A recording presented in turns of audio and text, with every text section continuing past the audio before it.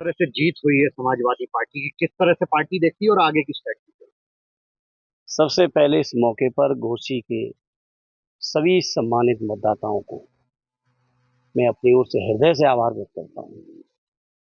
आज का ये परिणाम, मैं समझता हूँ इस परिणाम की जितनी समीक्षा करें और जितने तरीके से करें उतना कम होगा।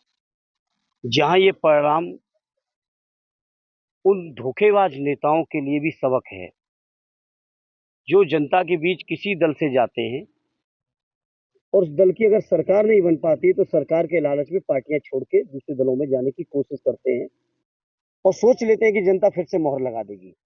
आज घोसी की जनता ने यह साबित कर दिया कि ये घोसी, मऊ, पूर्वांचल, आजमगढ़ का ये इलाका समाजवादी इलाका है और समाजवादी पार्टी को, उसके नेता माननीय अखिलेश यादव जी को धोखा देने का जो काम किया था दारा सिंह चौहान ने, उसका जवाब घोसी की जनता ने आज ढंग से दे दिया है और सबक दे दिया है उन लोगों को। साथ ही सबक उन लोगों को भी दे दिया है जो लोग बड़बोलेपन में, जब वो हमारे पक्ष में थे तो क्या बातें कर रहे थे, आज उधर चले गए तो क्या बातें कर रहे हैं। उनको भी घोसी की जनता ने जवाब दे दिया है कि राजनीति में इस तरह की चीजों का कोई स्थान नहीं है। जवाब इस बात को भी दिया है आज घोसी की जनता ने, जो लोग उत्तर प्रदेश की सरकार, जो बेईमानी से बनाई हुई सरकार थी, बेईमानी से बनाई हुई सरकार की दम पर जो घमंड में चूर थे, आज जनता ने साबित कर दिया कि लोकतंत्र में सबसे बड़ी ताकत अगर कहीं है तो जनता के बीच है। और जितने तरीके से घोसी की जनता के लोगों को धन्यवाद दिया जाए, उनका आभार व्यक्त किया जाए, उतना कम होगा, क्योंकि घोसी के लोगों ने आज लोकतंत्र को बचाने के लिए कई तरह की नई परिभाषाएं लिखी हैं। पूरी पार्टी लगी रही, सारे लोग लगे रहे। एक तरफ जहां शिवपाल यादव बड़ा तेजी से पूरी चुनाव भर में रहे, तो किस तरह से आप देखते हैं चाचा का रोल इस पूरे चुनाव में? निश्चित तौर पे बहुत महत्वपूर्ण रोल रहा।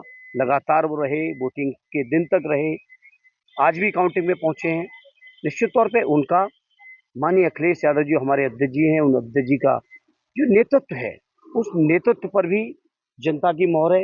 आदरणीय चाचा जी से लेके हमारे उम्मीदवार सुधाकर जी और वहाँ के पूर्वांचल के जो भी साथी हैं जो लगे थे इस चुनाव में, अभी सभी। शिवपाल जी से बात हो रही थी, उनका ये कहना था कि जिस तरह से मुझे लग रहा था मैं अपना चुनाव लड़ रहा हूँ, रात के 3-3 बजे स्वाभाविक तक है, गाना। पार्टी है और पार्टी का चुनाव ऐसे ही होता है। और जब ऐसे ही होता है तो उसका परिणाम भी कुछ ऐसा ही होता है जो आज है। आज सैफई में जश्न किस तरह से रहेगा? नहीं, जश्न है, बहुत खुशी है, घोसी जनता को नमन है, क्योंकि मौका दिया है एक लोगों तरह ने। से सेमीफाइनल था, अब 2024 चुनाव सामने है, क्या तैयारी रहेगी पार्टी निश्चित की? तौर पे मुझे यकीन है, जिस तरह से देश के अंदर बहुत बड़ी चुनौतियां हैं, लोकतंत्र को खत्म करने के नित नए षड्यंत्र हैं, उन तमाम षड्यंत्रों को जवाब जहां घोसी ने शुरुआत की है, वहीं पूरे उत्तर प्रदेश की जनता देगी। और जिस उत्तर प्रदेश से लगातार 2 बार मोदी जी प्रधानमंत्री बने हैं, वही उत्तर प्रदेश की जनता मोदी जी से निराश है, बीजेपी की सरकार से निराश है, लोकतंत्र के प्रति इनकी जो दुर्भावनाएं उससे निराश है, महंगाई से निराश है, बेरोजगारी से निराश है, किसानों की अलग समस्याएं हैं, समाज का कोई वर्ग नहीं बचा। अगर सरकारी कर्मचारियों की बात करो, उनकी अलग समस्याएं हैं, व्यापारियों की अलग समस्याएं हैं, वकील पीटे जा रहे हैं, महिलाओं का रेप हो रहे हैं। इन तमाम चीजों का जवाब जहां घोसी के लोगों ने आज शुरुआत की है, वहीं मुझे यकीन है कि उत्तर प्रदेश की जनता आने वाले चुनाव में समाजवादी पार्टी और गठबंधन इंडिया के जो भी साथी उम्मीदवार होंगे, उनको ऐतिहासिक जीत दिलाकर दिल्ली के अंदर एक नई सरकार, जो इंडिया गठबंधन बना है, उस गठबंधन की सरकार बना के मोदी जी को जहां से बने थे वहीं से वापस होंगे। बीजेपी कह रही है कि अखंड भारत होना चाहिए, आरएसएस की तरफ से आवाज उठ रही है, इधर भारत की नाम बदल, इंडिया हटा के बदला जा रहा है। किस तरह से पार्टी देखते हैं आप? बीजेपी के लोग बहुत कुछ कह रहे हैं। क्या 9 साल में चीन से कोई जमीन खाली करा पाई? क्या अरुणाचल, क्या सिक्किम की समस्या का समाधान कर पाए?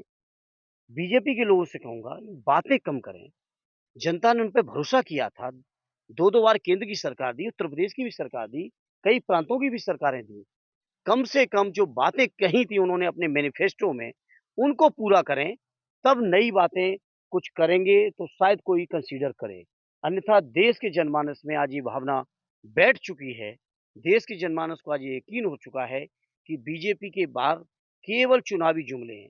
आज बीजेपी के लोग क्यों नहीं बातें कर रहे महंगाई की मार की? आज बीजेपी के लोग बेरोजगारी की बात क्यों नहीं कर रहे हैं? आज बीजेपी के लोग इस बात को क्यों नहीं कर रहे हैं कि देश की नहीं बिकने दूंगा, जो नारे उन्होंने दिए थे? आज बीजेपी के लोगों को स्विस बैंक याद क्यों नहीं आ रहा है? तो जनता समझ रही है ये चुनाव में बातें कुछ करते हैं, चुनाव के बाद इस सरकार बनने के बाद इनके एजेंडे कुछ हो जाते हैं, कहीं अपने मित्रों को केवल फ़ायदा पहुँचाने के लिए। जो बीजेपी कहती थी देश नहीं बिकने दूँगा, आज 2-4 घरानों को पूरा देश बेच के दे रहे हैं।